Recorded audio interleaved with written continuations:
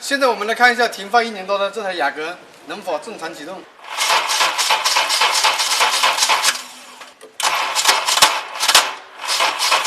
可以看到发动机无法启动，听声音明显感觉缸压不足。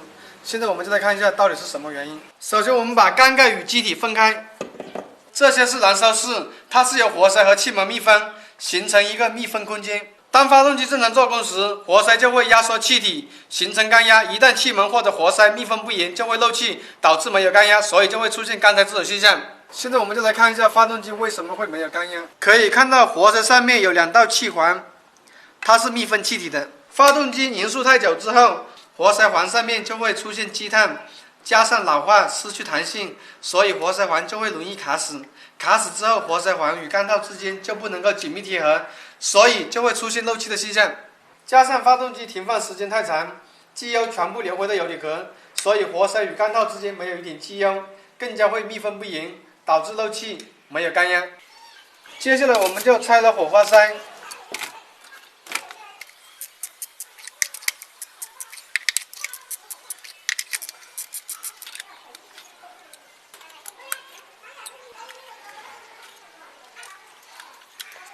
直接往燃烧室里面倒点机油，目的是让机油流到缸套和活塞环上面，密封和润滑来恢复弹性。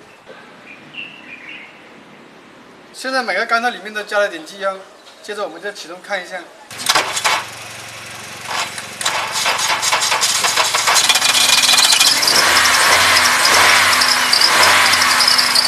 之所以加完机油之后能够正常启动，是因为第一，机油有密封作用；第二，通过机油的润滑让卡住的活塞环恢复弹性。